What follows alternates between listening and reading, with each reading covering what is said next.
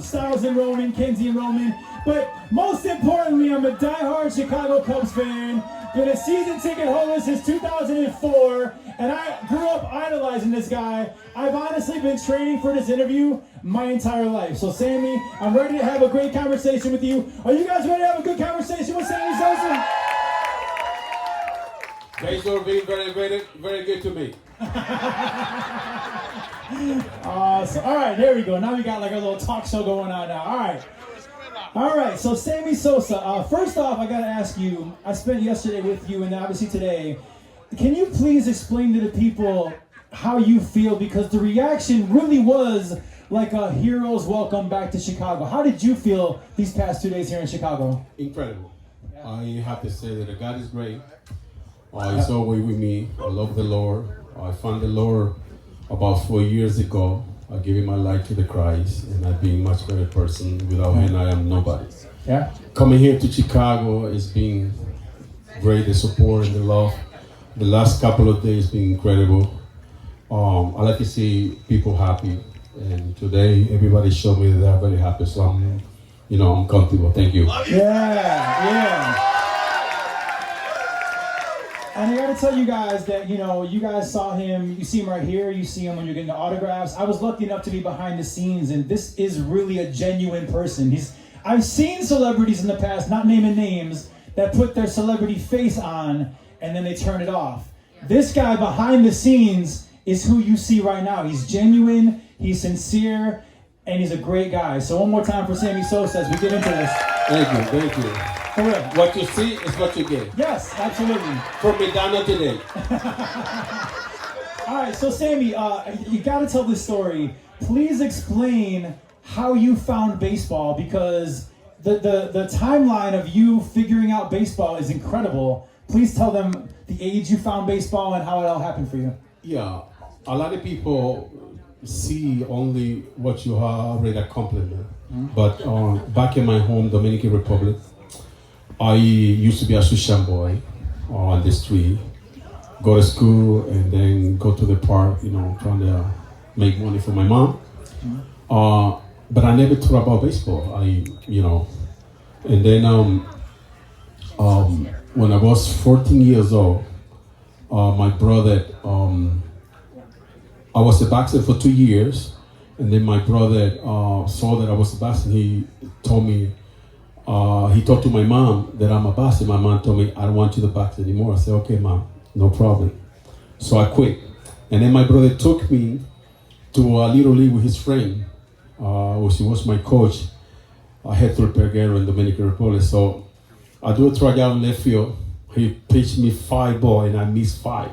So finally I hit 1, and he said to my brother, we have a chance this time. So you're 14. Right. You're 14 years old when you basically discovered baseball. 14 years old, and 2 years later I got signed by Philadelphia Phillies. I mean, do the math there. I mean, that's unbelievable, because obviously you became one of the best hitters. We'll talk about this in the history of baseball. In July of '85, the Rangers signed you out of the DR, right? What was your expectation as a kid from the DR getting signed by a major league ball club? What was your goal, expectation by getting signed by Texas? I say to myself, I gotta keep in baseball because, I got a big family, and I always thinking about my family, and I work hard, and finally, we have a chance to get signed by a Texas Ranger. Mm-hmm. And that was everything. I don't have a responsibility when I came to this country, and normally, but me, I make everything happen. But I had to work hard in my country, because it's not easy in those times for you to become a professional baseball player. But God is always with me, and they see something in me that I don't see in myself. So hey, yeah, living Dominican Republic to go to United States, that was awesome. Yeah, and you debuted for the Texas Rangers in 1989. This team had Nolan Ryan, it had Charlie Huff, Julio Franco, Rafael Palmeiro. Explain how it finally felt to be part of the big league ball club in 1989. That was great, because I never was afraid. I was swinging everything. If you swing, you gotta make it. Right. That's awesome. And now later that year, you were traded to the Chicago White Sox. Now, I didn't make the trade, but anyways. All right, I'm not here. So my point though is, as a kid growing up in the DR, what did you know or think of Chicago? Because now you're going to the big city, Chicago. What did you know, or if anything, in the DR about Chicago? The hard part was, got signed in my country, and unfortunately, got signed by Texas Rangers. My scout was Omar Minaya. Mm-hmm. And the opportunity came to the country and trying to do the best that we can, mm-hmm. and hit. We have different mentality, and when I had that opportunity, I came to the country and I work hard, but I don't know what about anything until I got traded from Texas Rangers to the Chicago. Yeah. Right, so for me, that was one of the great things happened to me. It was great for you, but former President George W. Bush actually said, because he was the owner of the Rangers, I love this quote, the former president said, when he was asked about his greatest mistake as an adult, he said, I signed off on that wonderful transaction, Sammy Sosa for Harold Baines. His biggest adult life regret was trading you from Texas to the White Sox. How funny is that? That's right. And he paid the price. He paid the price. He paid the price. All right, now with the White Sox, I mean, you did not go into superstardom right away. With the White Sox, it was kind of up and down. You got sent back to the minors a little bit. Was there ever a point with the White Sox that you didn't fully believe in yourself? Were you ever down on yourself? Or did you know no matter what, you were going to make it, no matter all the ups and downs, you knew you were going to make it? Well, I was believing in myself because I started to hit right away in minor league. I hit 275. Uh-huh. And then I went to Abo Gastonia. I hit about 20 home runs, 17, 20 home runs. Mm-hmm. So I always, I consider myself a good hitter, mm-hmm. always. When I got to the Chicago White Sox, my first year, I think I hit 20 some home run, and I did very well. Mm-hmm. And I was, because I was cocky. I was, I'm sorry about that. No, I mean, I was, I believe in myself, and and I never respect any pitcher. I was, doesn't matter who's in the mound, I'm gotta go get my job. Yeah, yeah. And, but they saw my talent, and thank you to Larry Hine, which is, he trained me from the Texas Rangers to Chicago White Sox, and I was doing great for a couple of years, and then I have a hitting coach, and he's in the World Rainier, and he changed my way to hit with one hand, and I never feel comfortable like that, mm-hmm. and got to the point that I want to get traded from the Chicago White Sox, and all of a sudden it happened. I don't know if you know this, but everybody wants to be traded from the Chicago White Sox. but that's for another day. But you brought up Larry Himes. You brought up Larry Himes. I'm glad you did, because he was the GM of the White Sox when he traded from the Texas Rangers. He brought you to Chicago. Luck would have it, he becomes the GM of the Chicago Cubs. He trades for you again, thankfully, to the Chicago Cubs. Now, you've been in the major leagues a little bit. You get traded to the Cubs for George Bell. What did you know about the Cubs? I mean, obviously now you know everything about the Cubs, but at that moment, did you know about our history? Did you know about our crazy fandom? Did you know anything about the Chicago Cubs when that trade happened? No, first of all, was Larry Hahn Lucky Charm. Yeah, right, yeah, you were. He trained me twice. He trained me twice. He believed in me. Yeah. But when I got traded, I remember I was in Sarasota, brother to Sarasota, and I guess I moved. You guys was in Arizona. Yeah, Mesa, Arizona. Yeah. Was about a couple of games before the spring training was over. Mm-hmm. So I went there and I see, Hawk, Andrew Downs, Sean Downs, and some others play. And my first up, I hit a home run, and one of the guys said, "We don't need no George Bell anymore." I love it. But yeah, for me, I want to leave the White Sox because I'm never feel comfortable there anymore. Yeah, right. I feel like I was in jail. Yeah. And when that trade happened, I was free. And I came here, and when I came here and play, I see all the beautiful fans. Yeah. All the beautiful fans, loyalty, always there. I mean, I don't have a relationship with the fans by then. And I'm saying to myself, I have to build my house here. Yeah. Because, I mean, I like the ballpark, ball flying. I think I can do a lot of damage here. Yeah. Well, okay, let's talk about some of this damage, okay? Let's talk about this damage. So, you basically emerged as a star in 1993, 33 home runs, 93 RBIs. In the strike shortened 94 season, you actually hit 300, hit 25 home runs. From 1995 through 97, you averaged 37 home runs and 112 RBIs. Okay, that's amazing. Now mind you, the best was still yet to come, and we're going to talk about that. But I'm saying you became a star here on the north side of Chicago. You had to be feeling pretty confident in those days. Did you know during that amazing stretch that you still had a different gear, that the best was still yet to come? Well, one of the things that I realized when I came to the Chicago Cub, the defense, they let you know if you play hard, yes or no. Yeah, right. Yeah. And pretty much, I capped that right away, and I play hard all my life. So I said to myself, I'm gonna fit perfect here, but also I want to make sure that I make my crowd very happy. Yeah. And like you say, work hard. And because when I was coming on, I never learned the strike zone until I had a couple of years major league. You know what I mean? And start getting know the game a little bit more. You were known as a free swinger, and you learned the strike zone, and obviously become a better hitter, right? Speaking of your love affair with the fans, one of the biggest thrills at Wrigley Field, and you guys all know this, is when Sammy would take the field at Wrigley Field, you sprinted to right field, and you had your arm out, the crowd went crazy. When did you start doing that, and when did you realize that was kind of that was your thing? First of all, I have to build a relationship with the right field bleacher. Yeah. Exactly. At the beginning, they give me, they give me a hard time. Believe me. I got everybody in my neck right here. I'm like, oh my goodness.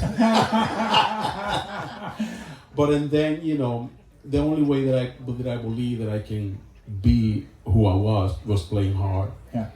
And also, they like the home run. So, unfortunately, it was very nice combination for me. And I said, the only way they can be my friend if I hit home run all the time. All right. Well, speaking of home runs, where did that legendary home run hop happen? How'd you come up with that? When did you get? Because that, as kids, I'm sure I can speak for a bunch of the people here. We imitate batting stances, and we imitate the hop. There are certain things we imitate the whole thing, and we'll get to that in a second. But where did the legendary home run hop come from with Sammy Sosa? The hop was later on when I got comfortable. Okay. Now we're more home run, but at the beginning, I don't do the hop, but I was doing a little bit thing. Matter of fact, I was in Texas when I was with the Chicago White Sox. I'm gonna say that. It's okay. We were playing in Texas, and I say to Melido Perez, I say, Melido, I'm gonna hit a home run today, and I'm gonna go run the base reading the paper. And I hit my home run, and I was running the base like this. No way, you did it. One thing I'm glad the hop caught on, and then the paper didn't catch on. But one of the things that I like about the hop was coming up about 90, close to 98. Okay. When I started doing that T-tap, which has helped me a lot. Yeah. And I hit it, boom, and I started doing the hop, but I don't have the hop in control. I had to say that I got the hop from Andre Galarraga.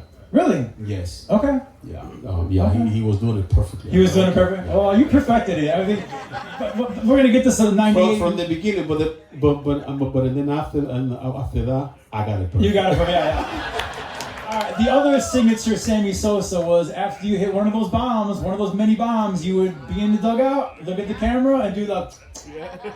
Me and my friends all did it. I know Chicago was doing it. Where did that come? Where did that? Who were you talking to? I think some of us know, but who was that for? Well, I had a great relationship with my mom, and I always wanted to do something for her. And I said, Mom, every time I hit a home run, I was touching my helmet first. Okay. And every time I do that, that was for her. And then one day, I guess it was in Mother's Day. Okay. If I don't recall, it was in Mother's Day. I started throwing kisses to the TV. Yeah. But not only was for my mom, and then was for my mom, but all of a sudden the whole mother and grandmother.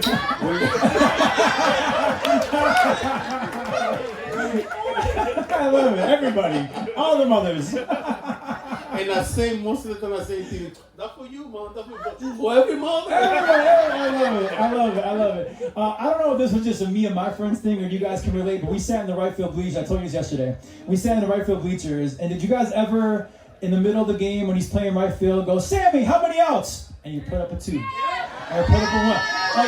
Like did you hurt us, and you had that love affair with the fans, didn't you? Always. I mean, one of the, like I say, I love it so much that I pay attention to everything. Yeah. Some other guys sometimes, they got mad at me. Sorry. All right, let's talk about when Sammy Sosa went from star to superstar. It was 1998. Come on now. Let me ask you, did anything feel different in spring training early in did you feel different as an individual, Sammy Sosa, and did the team feel different? Because it was a great year for you and the team, and we'll talk about those things, but did it feel different going into the season, 98? The year before, I know that I'm gonna do, that I was in my way. Yeah, you were. Yeah, exactly. Going up to the top, but hitting 35 home run, 40 home run, a year. I had to say to myself, do a little bit more. I sacrifice a little bit more. I can go higher. And, but 98 was the year that that everything break down. Absolutely. Well, let's kind of get into this year. So obviously, star player. Like I read those stats. June of 1998. I mean, do you guys understand that there's still nobody on the planet Earth that has hit more home runs in 1 month than this man did in June of 98? He had 20 home runs in 1 month. Now, Sammy, walk us through June. What was different? I mean, the ball had to look like a beach ball to you. It had to be so big. Walk us through being in that zone in June of 98. Well, I mean, it was incredible. What I remember, I always watch ESPN, and the ESPN always have, Ken Griffin that year. Right. Some of those players, but there was good. Nobody was paying attention to me. Okay. Yeah. And I was okay. I'm coming. Yeah. I'm coming. Yeah. I'm coming. Yeah. So when I got to June was the month. The month that I went crazy. Yeah. I hear it. I see the ball, like you say, like like a big balloon. Balloon, right? Yeah, everything was working perfect. The mechanic, the eyes, and everything. And also I have my teeth in control. Yes. So right. Pretty much. I remember, grandmother when he was for Atlanta, he used to strike me out with some change at outside, some good pitches. But when I had the T-top, I can see the pitch from distance. Yeah. And he told me a pitch that he normally used to strike me out, and I hit a home run to right field. Like, whoa. He goes, yes, I got you now. Yeah. I love it. Once you realized that it was you and Mark McGwire, it was no longer Griffey, it was you and Mark McGwire in the home run chase of 98. Once you realized that, were you getting nervous? Were you feeling pressure? Were you feeling the pressure to hit a home run every at bat? Or it looked like to us you were enjoying the media attention. You were enjoying this home run chase. No, I mean, I was never when I was in Dominican Republic struggling. Okay, right. I have opportunity to come to this country, and especially I also asked Mark, hey, why you don't relax on me? You know, Right. we're here in home run. I'm just happy to be here. Right. You know, Yeah. and everybody love me. You know, I mean, everybody say hello to me. Hey, how are you? Right. You know, Yeah. And but you know, I never was afraid. One of the things that I believe in myself, and you know, when you're afraid, you don't go to the top. Yeah. So you have to have some courage and have to be, you know, very mentally strong. Yeah. And one of the reasons, you know, Mark, I feel Mark's great, but I see him sometimes with a lot of pressure.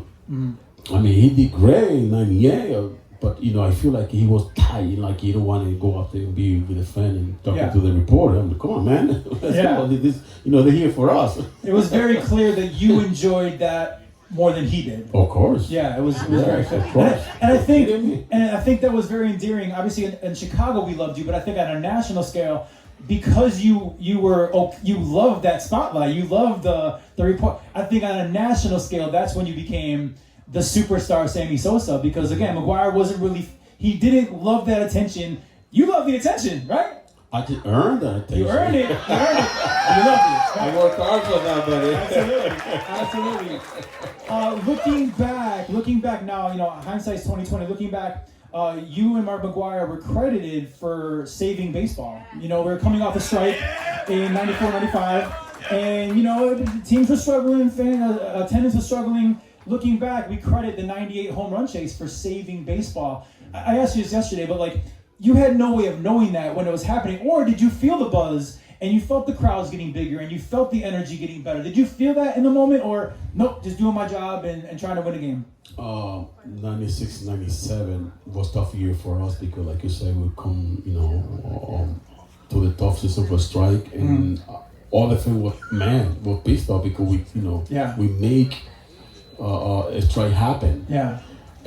But in '98, you know, when Mark and I went up there head to head, everybody was coming back to the ballpark.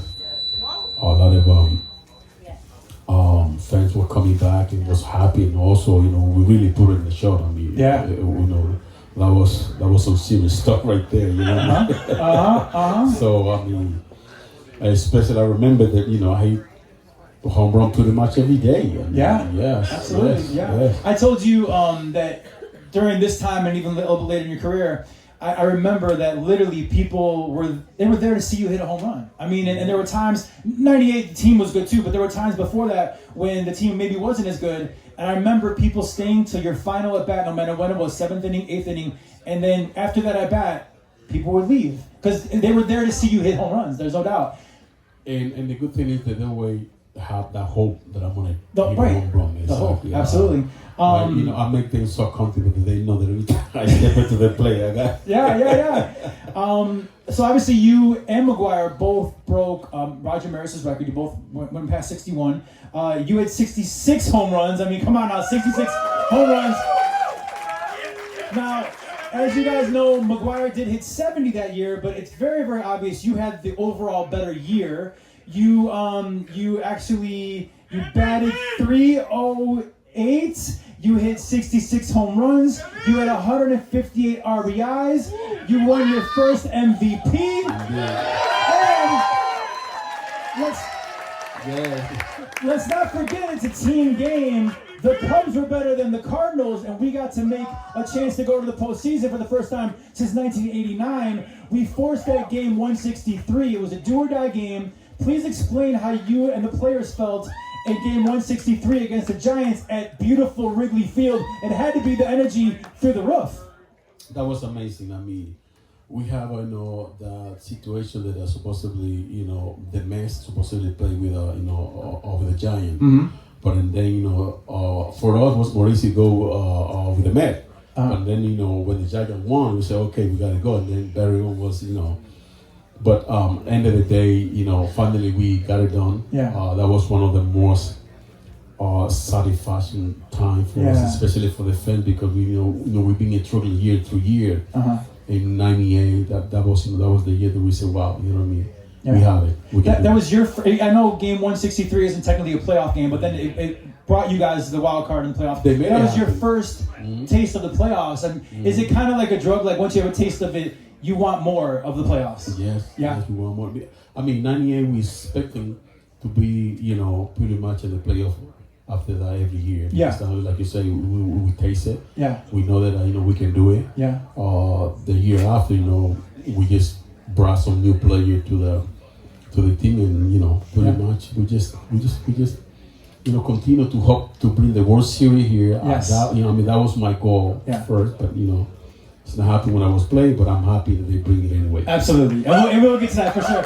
Like I said, you went from Sammy Sosa to star to Sammy Sosa to superstar in 1998. Look, check out some of these numbers. These are literally video game numbers, okay? From 98 to 2001, you hit 66, 63, 50, and 64 home runs. This man is the only man that ever hit 60 home runs 3 years. He's the only one. You had an OPS over 1,000 all 4 seasons. What changed during those seasons? What adjustments did you make? And the baseball, again, had to look like the biggest beach ball in the world. You had to just literally be in a zone during those amazing 4 years. Well, like I said, focus. In those years, I just know how to hit the strike zone. Okay. I remember I was a free swinger. Yes. And I just learned how to hit major league. You know what I mean? So I had to make a lot of judgment.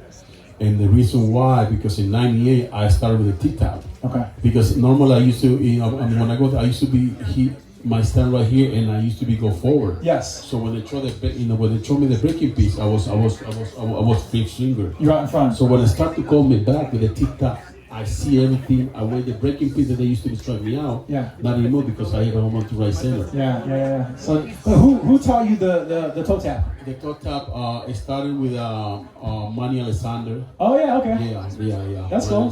All right, cool. Yeah. Unfortunately, September 11, 2001 was the worst day of our country, maybe ever. And as you guys all know what happened that day, baseball pressed pause for a while. And I will say that, I've said it before, after that, this country united like I've never seen before. It was something that was actually beautiful, how the country united as one after that happened. We could use that today, actually, like the uniting of the country. But so the first home game at Wrigley Field after 9/11, you run out to right field like you always did, but you had an American flag, and it was iconic. It was iconic. And then, of course, because you're Sammy Sosa, you hit a home run in that game, and you stop at first base, and you grab another American flag, and you round the bases with the American flag. I still get chills when I think of both those moments. Was that your idea? Why was it important for you to do that? Please walk us through that mentality of Sammy. It was such an iconic American moment. Well, 9/11 shocked everybody. We was afraid, and everybody was together, like you say. I never see the country so together. Yeah. That year, and when we have a chance to play here, the first game here really feel. I say to myself, I had to do something. Yeah. I had to do something to give it back, and also the idea was, running, to right field with a flag first, and I told Billy Williams, say, hey, take that little flag because I want to hear a home run today. Yeah. Amazing. Mm-hmm. And of course you did, because you're Sammy Sosa. Other players would say that, and Billy Williams would be stuck with the flag. You're Sammy Sosa, so you hit the home run, of course, And all right, let's fast forward to 2003. 2003 was supposed to be 2016 before 2016 existed. Did you guys, again, going back to spring training early in the year, did you feel like 2003 was different? Did you feel like you guys, this was the team, or were you surprised, like the rest of America maybe, that this is a team that is going to be really, really good? Well, I remember 2003 we bring, Dusty Baker. Mm-hmm. We had some changes. We had bring some new players with us. I think Moise was there, Ale Gonzalez, Larry Ramirez, some of those players to help me to go to the top. And I believe that in 2001, that was our year to make it all the way. Okay, 2001. Yes, and yes, but like I say, a lot of weird things happened. Yeah. That I cannot explain right now what's going on, but definitely was a little weird. But 2001 was the year. I mean, we had everything going. Okay. We have a good bullpen. Okay. We have. That was our chance. Okay. So we get to 03, and this was the team. I mean, you guys made it very, very far. You guys made it to the playoffs, obviously, and you guys made it deep into the playoffs. And I will say, before 2016, the loudest I've ever heard Wrigley Field in person, I've been to 1 million games. The loudest I've ever heard Wrigley Field be before 2016 was 2003. It was the NLCS. It was Game 1. The Cubs were down 2 runs in the bottom of the 9th. And up steps Sammy Sosa with a runner on base.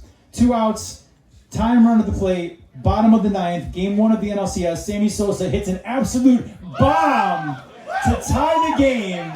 And I've never heard Wrigley Field so loud in my life. I was in the upper deck because I didn't have any money, and I felt the stadium shake. I felt it shake. I was like, oh my God. I mean, I say this because you've hit a lot of home runs in your life.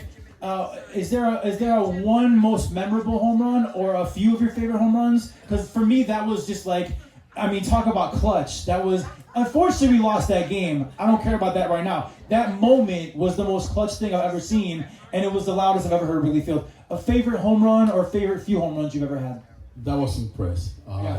Because we was down in 9th inning, and Urbina was in the closest spot at maybe that year, and also he leave me slided right there, and I just got the head out. Yeah. You know what I mean? Like you say, the whole stadium went crazy. Oh, it was amazing. That was, oh my God. Because we're a fandom that starved for playoffs and World Series, and I mean, this is a big deal. I gotta say, so Game 6 happens, and you guys are, everybody knows Game 6 of the NLCS in 2003. We're up, and all of a sudden in the 8th inning, we're 5 outs away from the World Series. Okay, fans knew it. I'm sure you guys knew it. Whether it was Mark Pryor getting tired, whether it was an infamous foul ball, whether it was a double play that was not turned, that 8th inning was the weirdest inning I've ever seen in my life. I'm sure you guys agree. As a player on the field in 2003, that Game 6 in the NLCS, did you feel that was just the weirdest inning that you've ever experienced? Did you feel what us fans felt watching it, or all right, we got to go bat now, let's go? I mean, like, did you feel the energy shift? Did you feel the weirdness? Yes, indeed. You did. After that fly ball happened and the detraction that we had, the concentration that we had went away. Okay, yeah. And that's why probably, we just waste, not waste, but you just focus in that foul and but we was so close, like you say, to go to the World Series that we don't even know. I asked myself now, how did that happen? Yeah. Because it's so probably it shocked the world. Yeah. We're supposed to be in that World Series. Yeah. I agree. In 2004, after the 2004 season, you were traded to the Baltimore Orioles, ending the most amazing Cubs career I can think of. I want to know, because again, in life, there's highs and lows and everything. You were the highest high in Chicago Cubs lore. After the 04 season, when you got traded, it's the end of an era. How did you feel when you got traded from the Cubbies over to the Orioles? It was the end of an era. How did you feel? Well, I feel that I was living here. I don't want to leave Chicago. Yeah, right. I have in my mind just spending my career here completely. I'm retired here. Yeah. But, like you say, up and down didn't happen, and I just this is the business also. You know what I mean? So right. I got traded, and I got to go to my new house. Right. All right, so you brought it up before. In 2016, the Cubs finally won the World Series.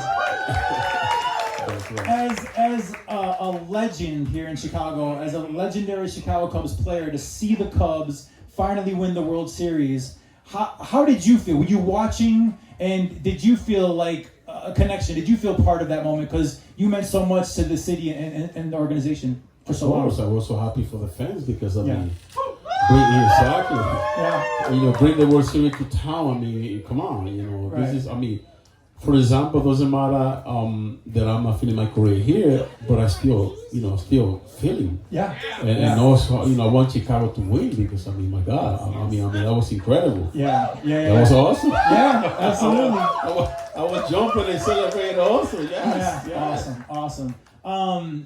Okay, so here I want to talk about this.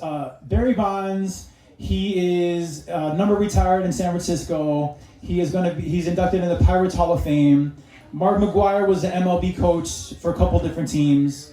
There is a major injustice being done right now that Sammy Sosa is not welcome back to Wrigley Field. Now, listen, I do want to say this because people are filming and stuff. I personally, you can have your own opinions. I do like Tom Ricketts. I think he's done a great job with this team. I think he's done a great job bringing us a championship. I think he does spend money. I do like Tom Ricketts. I've met him a few times. I do like him. I think he's so wrong on this point right here of not bringing you back to Chicago. I want to know just to tell your people, how does it make you feel that the organization that you put on your back for many, many years, for whatever reason, is not welcoming you back with open arms when some of your peers have been welcomed with open arms? How does that make you feel, Sammy? As a human being, how does it make you feel? Well, you got a good point. Pretty much, it's something that I ask myself also. Mm-hmm. I know that I haven't been in Chicago for many years. I've been separated myself, I have to say, for this town, for this beautiful town. Yeah. I've been taking care of my family, and probably I always say that time will tell you, the destination. So I'm here now. I believe that it's going to be a time that we're going to sit at the table and talk about it. Okay. Like I say, if you make any mistake, I will regret it.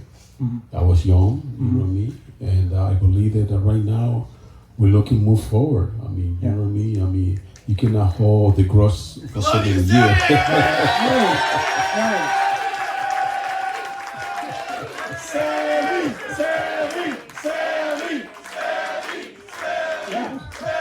The people have spoken. The people have spoken, Absolutely. Sammy, how is the Sammy Sosa today different from the Sammy Sosa of the Cubs playing days? I know you talked about you found Christ, mm-hmm. which is awesome. Absolutely. Clap for that. Come on now. How is this Sammy Sosa? 'Cause I didn't know you back then. I wish I did, man. I wish I knew you back then, but I didn't know you. But how is this Sammy Sosa different from that Sammy Sosa? Well, that's a good question. When us as a person, you hit the high in your life. Mm-hmm. Sometimes we make mistake. We don't think that we make mistake, but also we make mistake. And also that world up there, it's a world that the enemy is always being there. And also by then I was cocky, I have to say. Okay. I feel myself like I was in the top of the world. Mm-hmm. I always loved my people. I never did respect anybody. But as a person inside of myself, I had something missing. And pretty much I partied everywhere. Mm-hmm. I go to places, that I don't even know. I made a lot of friends. I meet a lot of people. Mm-hmm. And sometimes that make you like you lost yourself. Okay.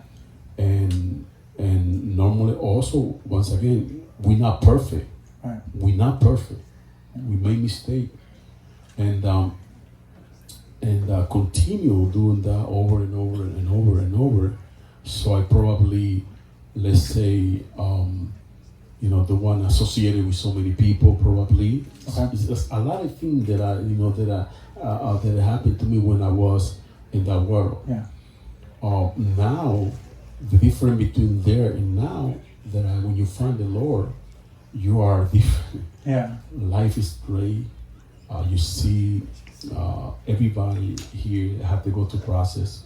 We're only human. But when you find the Lord in your heart, it's something different. It's another world. Now you have a vision. You know that you have to make a commitment to the Lord, because we're not going to be here forever. We just Right. pass through. Mm-hmm. And, when we go to heaven, it's a judgment up there. Mm-hmm. And normally, the way the world is, you see things happen every day that you ask yourself, hey, how that happened? Mm-hmm. And hitting that wall and find the Lord bring me from that bubble that I was thinking that was me to the real person. Mm-hmm. And Jesus been doing a great job in my life. Yeah, yeah. It's awesome. It's awesome. So great. Yeah. Sammy, Yeah. this has been the honor of my life. I feel like I've been training for this my entire life because I grew up watching you. I mean, I'm not embarrassed to say I had a Sammy Sosa poster on my wall in my childhood bedroom. I still do. You still do? For me, I'm not of my age. If there's a Mount Rushmore of Chicago Cubs, for me, Ryan Sandberg and Sammy Sosa are like the first two people I start with. And again, they say you should never meet your heroes. But again, I spent 2 days with you, and you have exceeded every one of my expectations that you ever could have. And I want to say it's so great to see what a great person you are. And again, I didn't know you back then, but this person right here is a sincere and genuine person, and it makes me so proud to like be your fan all those years because you definitely deserve all of our love. And Thank you, Lord. I really do hope there comes a time, I don't know how it gets done, but I hope there's a time that my favorite baseball team welcomes back my favorite baseball player because it goes together. There's not a Cubs Hall of Fame without Sammy Sosa in that damn thing, okay? But the last thing I want to ask you though is because I'm not the only one. These people love you. The people watching on the internet right now love you. Any last things you want to say to the passionate fan base that is the Chicago Cubs fan base? Because I'll tell you, man, we love you. We've always loved you. We still love you. And I know you share that same love. So anything you want to say to the Cub fans all around the world, really? Well, thank you so much for the support. I've been here this weekend. It's been incredible. Once again, I cannot be more proud the way that I feel today. You guys been supporting me for years. And the reason why I say I apologize because it took 19 years for me to get back to you guys. You know what I mean? That's right. I should have done that more often, which I'm gonna do it now. But I mean, really, guys, you the best thing ever happened to me. Thank you. I mean, it's funny that a lot of people today, I have to say that they have all the money in the world, but they wishing to be here tonight. Seriously. Yeah. Because what happened here tonight is incredible. Everybody have a good time. Everybody, enjoy. Everybody here, wait for me to give you a hug and take the picture. Wow, really, God is great. Love you, God is great. Thank you. Ladies and gentlemen, Thank you so much. one of the greatest Cubs of all time, Sammy Sosa! Thank you.